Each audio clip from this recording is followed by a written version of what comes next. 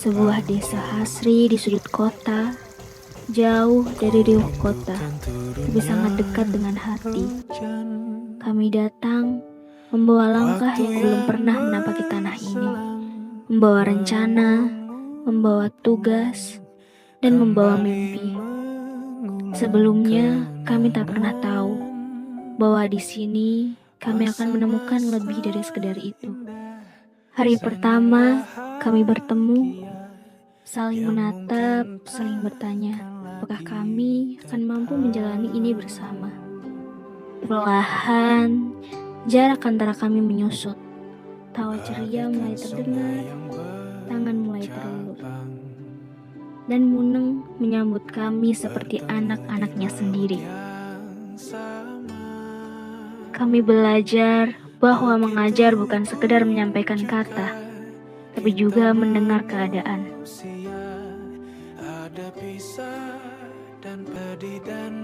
Di setiap langkah, kami menemukan makna baru dari kata pengabdian. Bukan hanya tentang ikut serta, tapi tentang kebersamaan dan saling menerima. Menerima cinta, menerima kepercayaan, dan menerima cerita. Kebersamaan dan keluarga baru. Harapan tinggi yang kami ambil, semoga menjadi kenyataan indah yang terkenang. Dan setiap kebersamaan selalu ada akhirnya. Perpisahan ini bukan sekedar akhir pengabdian kami, tapi tentang memulai langkah selanjutnya.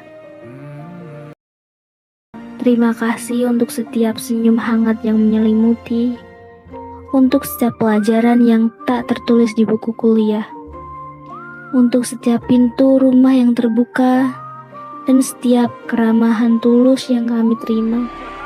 Kami datang sebagai tamu, kami pulang sebagai keluarga. Perjalanan ini mungkin berakhir di peta. Kami berpisah, bukan untuk selamanya. Kami pamit untuk bertemu kembali dalam doa dan kenangan.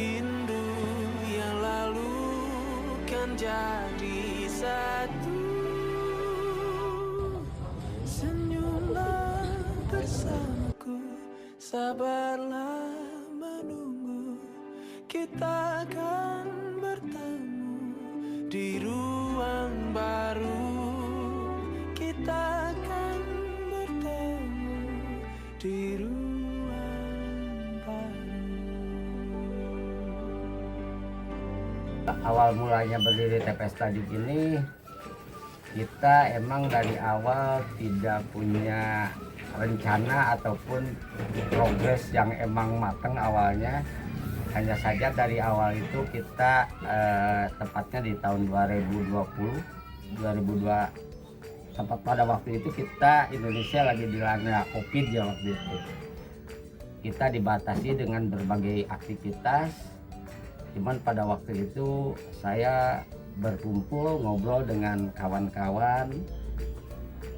Istilahnya ngobrolnya itu obrolan warung kopi.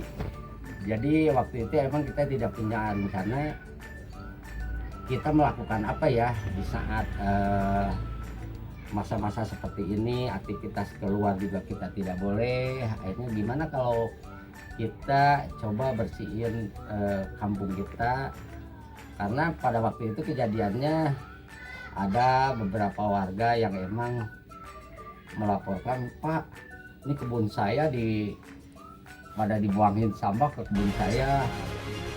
Buat tanaman kamu buka kita bisa dipindah kamu kayak jadi itu mungkin ini sampah.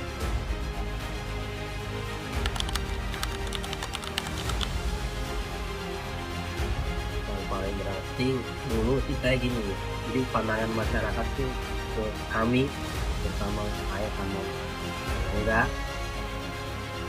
Kalau saya kumpul malam atau lagi ngopi-ngopi di luar, pasti pandangannya itu negatif. Jangan tuh gabung sama dia, ntar jangan cerokin minuman, narkoba kayak gitu. Jadi pandangannya pasti negatif. Kalau selingkungan kita nongkrong di situ, pasti masyarakat, pandangan masyarakat kita tuh negatif. Karena memang dulu kita orang-orang yang ya kayak bisa dibilang kata-katanya sampah masyarakat ya. Sampai sekarang alhamdulillah kita yang bersihin sampahnya, itu kita yang akan cari. Jadi pandangannya masyarakat tuh ke kita berubah 90 derajat tuh, kayak oh, dulu tuh lu gak berguna, sekarang alhamdulillah kami bisa bermanfaat. Apa manfaat yang dirasakan dengan adanya TPS ini? Lingkungan udah jadi ya udah lebih bersih. Terus kalau dulu kan kita kan buang sampah kemana aja ya, ke sungai atau ke kebun orang gitu ya. Nah, jadi nggak banyak sampah berserakan gitu ya. Sekarang kan udah ada yang ambilin sampah gitu ya dari kru ini TPS tadi gitu. Ya lebih enak lah gitu sekarang mah. Ya jujur kalau proses dari awal ya saya dengan kawan-kawan itu berjuang yang saya tadi bilang ya, saya perjuangannya itu penuh darah dan keringat. Dan kenapa sampai dari awal juga karena emang kita niatnya itu tulus. Jadi kalau saya pikir sih kalau untuk kita jadi pejuang lingkungan ya, intinya dari awal kita juga harus merubah perilaku secara individu dulu gitu. Jadi kita belajar melakukan kebersihan menjadi salah satu kegiatan yang jadi konsisten sampai sekarang itu karena motivasi dari awal kita dengan kawan-kawan itu kita niatnya tulus dan ada lillah di situnya, ada nilai sosialnya. Karena kalau tidak dibarengi dengan nilai sosial, kalau kita pikir semua mindsetnya itu uang, itu mungkin saya udahan. Tapi bukan berarti juga uang juga tidak butuh. Tapi karena emang kalau di lingkungan itu kita harus jiwa sosialnya itu harus ada. Itu sih yang saya tekankan, saya dan kawan-kawan berprinsip seperti itu. Itu sih makanya alhamdulillahnya dari tahun 2020 sampai sekarang 2025 masih tetap berjalan dan proses perjalanannya juga dari awal sampai sekarang yang awalnya kita punya pembakaran seperti pembakaran sate dibilang anak-anak, sekarang alhamdulillah sudah ada pembakaran yang sedikit bagus, itu pun hasil dari swadaya